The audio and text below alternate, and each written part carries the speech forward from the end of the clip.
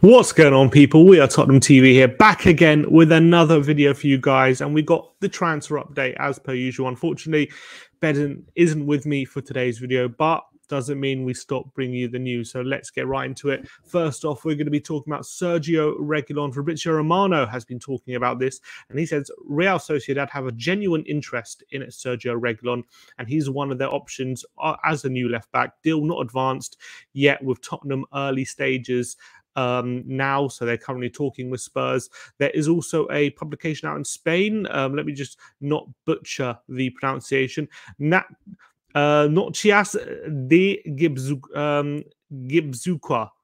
I butchered that. Sorry about that. But they're saying that Sergio Reguilon is of interest to them, and they hope to sign him in a deal that is worth 11 million euros. So not insignificant from Tottenham's point of view. For me, Sergio Reguilon is a player who can play in that left-back position. I think in Postecoglou's system, I don't think he's perfect for it, because I think in the inverted role, I think he's too much like a bull in a china shop. I don't think he likes to do the passing and moving in central midfield. I think he likes the wide areas where he has a bit more space. He can overlap, attack the space that way. For me, I think when he has the ball in the central areas, I don't think he takes enough care with it. Same bit of the same problem I have with Porro, but I think the difference between Porro and Reguilon is that I believe Porro has a bit more quality in those final third areas, which he can make up for it. And I think he's a bit younger than Reguilon as well. Reguilon is 26, Porro is still 23, so he's got a bit more time on his side. If we could get a deal done for Reguilon, I'm not totally against it, but the problem is the option left back. I'm not a massive fan of Session, and I really don't think Session is going to be capable of doing the inverted role under Ange. I like the look of Udogie at the moment. I think he's looking good, so he's obviously a very good option. Perisic is now a left winger, so it doesn't leave us with many options. You've got Ben Davies, so I actually think Ben Davies could do the role, but as a more of a defensive option. I don't think he's going to be one of those players who's going to be constantly looking for the underlap or the overlap. But I do think in the inverted role, when he's asked to kind of like take the ball in central areas, play it simply, not to do anything over complicated, keep things simple, I do think he could do a good role there. But then I have questions when we're caught in transitions. Is he going to be quick enough to get back in position? And as well, his defending in wide areas, I still think I am suspect. I don't think Davis in a back four as well, when we're defending, is not going to be anything but a bit of a liability, as much as I think he is a solid defender, and I don't think he'll make mistakes, but will he be a defender you can rely on not to get beat by like a very tricky winger? Whereas Udogie and even Reguilon, I have a bit more faith from that sense. So I'm not against the sale of Reguilon if we're going to reinvest it in Van der Ven or a centre-back. It's not would have been one of my priorities to sell, but I do think 11 million, have Udogie and Davis there, and then use that money to reinvest in the squad. Not totally against it, but I kind of would still prefer Reguilon to Davis, as much as I think Davis is better suited to the inverted role. Moving on, though, going to be talking about Pierre-Emile Højbjerg. Gary Jacob of the Time says it is expected that an agreement will be reached for Højbjerg to join Atletico Madrid. However, Ben Jacob says Atletico are still in talks with Pierre-Emile Højbjerg, who has agreed personal terms. There is a gulf in valuation, though, and Atletico are not prepared to pay more than 25 million euros. Now, for me, I think Spurs should be getting about 30 million for Højbjerg. I've been clear that I'm not against selling Højbjerg if the price is right, but I still think he's a good player. I think he's an undervalued player, and I think people dismiss him because he is a limited player. But I do think he's good. He's very good at passing. He's a good defensive midfielder. I think in the midfield three, he's better than maybe. He won't get overrun as much potentially if he definitely has a bit of support from the other central midfielders. So I think he has his worth and he has his qualities. But the question is, I think Ange wants to up the technical level of the squad. I don't think his technical level is that high. I don't think he's very good at, like Basuma, you see him taking the ball in the half turn. His awareness is very good. He's a bit press resistant. I don't see Højbjerg as being a very press resistant player. So on that aspect, I think he's definitely upgradable. But I don't think he's very upgradable for 25 million euros, which is what, 22 million pounds, say 20 million pounds. I don't think you're getting someone as good as Højbjerg for that money. So I do think you needed at least 30 million. Otherwise, I'd keep him. And Atletico aren't going to go that high. And then I don't think it's worth selling. I'd rather keep him around. as I said before, it's going to be very difficult when you're trying to sell players to other European clubs because of the money situation. The economics around European football are not very good right now. So whether Atletico Madrid can reach the 30 million pound mark, which is, closer to 35 million euros, that's quite a big gap at the moment. I have my doubts. Maybe it can be, with some add-ons, and maybe it can be 25 million with some add-ons. Maybe there's a deal to be done. I've got a feeling that the price is going to be a sticking point, and it's going to come down to how desperate Tottenham are to sell, in my opinion.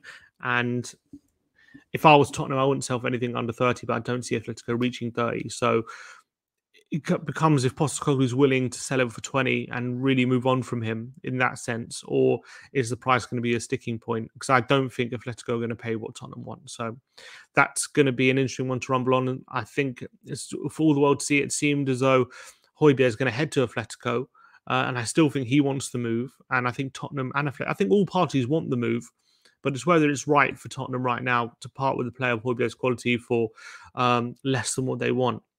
I guess depends. It depends on how desperate we are to get rid of him. And I don't think we are desperate to get rid of him. I just think we're open to getting rid of him. So we'll have to see how this plays out. I got a feeling he might still stay now at this point if they're not going to reach 30 million. However, Tottenham, according to Gary Jacob, Tottenham have a renewed interest in Frank Kessie, and we brought that news to you yesterday as well, with him seemingly available from Barcelona now. Seemingly as well, not too much of an outlay they're looking for. Obviously, they got him on a free transfer. There's even rumours they could sell for as little as 15 million euros, which I don't believe. I think it's going to be more than that. But to be fair, having spoken about the Højbjerg deal having to be 30 million pounds, if Barcelona are serious about letting him go for, in the 20 to 25 million euro ballpark, then I think 25 million euros to Højbjerg to Atletico and we replace him with Kessie would probably be a good move for Tottenham. I think Kessie was a brilliant player at AC Milan. I actually think he's not like a monstrous six. I actually think defensively he's not that impressive, but I think he's a different level on the ball to someone like Højbjerg, and I think he can play the number 8 position. I think he can play the number 6 position as well. He can dictate play, but also get into the final third and be a more offensive option. I think he ups the technical level of the team for sure, more than Højbjerg. So I would be open to that, and it seems though he's open to a move to the Premier League. And it kind of makes sense. The only sticking point I would assume is that Kessie is probably on big wages considering he moved to Barcelona for a free transfer. And given that, because he moved for no outlay, I'm assuming they probably put him on some big wages. And if he's going to want those wages matched, let's just have a quick look. What do we reckon Kessie is on a weekly wage? A quick Google search, it says around £200,000 a week, there and thereabouts. Other websites say 173. So it's a lot of money, essentially. He's going to be one of the better paid players of the club. Is he going to want an improvement on his wages, or is he happy to kind of get exactly what he wants? The wages could be a sticking point because he automatically probably becomes a highest paid midfielder, and whether he's worth to be that, I don't know. It's a question mark, but I think Frank Kessie would be a brilliant signing. Add another option to our midfield. Really good replacement for Højbjerg. So I think that really makes sense, like for like, especially if what would be a brilliant deal for Tottenham if they can really get a loan with an option to buy. That would be fantastic. But I think this was one to keep an eye on. If Højbjerg is serious about going and Barca are serious about letting Kessie go, considering they've signed other midfield options, I reckon keep an eye on this Kessie deal. And this might be one that we revisit in a few weeks' time. But I hope that is after we sign some centre-backs. The last bit of news comes from Germany, and this is about Matthias Tell. This is a German journalist, Toby Alschaffel. I've probably butchered that as well. Apologies. He says, including Matthias Tell in a potential deal for Harry Kane is currently not an option for Bayern Munich and the player neither on loan or permanently. So it seems as though that one they aren't interested in letting go. He is a brilliant talent for Bayern Munich, scored 5 league goals last season, 18 years of age, one of their most promising talents. From Tottenham's point of view, I think it makes sense to try and go for him and have a long-term replacement for Harry Kane lined up. And if they're losing one of their best players, we take one of their best prospects. And from our point of view, that's probably a fair deal.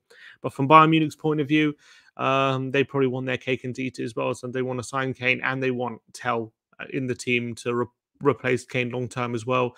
So there's no real reason for Bayern to agree to signing Tell unless they're really not going to get to the figure that Tottenham want in terms of transfer fees, which is 100 million at least, it looks like. If they're not getting closer to there and Tottenham are adamant that fee is a sticking point and either reach it or the deal's off, maybe they would consider Tell. But are they so desperate to sign Kane that they'll let go of their best prospect? I don't know. I'm doubtful of that because considering Kane is 30 years of age, as much as they want him, are they willing to let go of their best prospect in their academy on a player who's already broken to their first team, not academy, he's broken to their first team, scored 5 goals as an 18-year-old. You know, this player could have a very big future ahead of him. So are they so desperate to get Kane, they'll put him in the deal? I'm skeptical of that. So I think that would be a sticking point. I don't see it happening. I think Tottenham will have to move on from Matthias Tell. But let me know in the comment section below what your thoughts on everything we've spoken about today.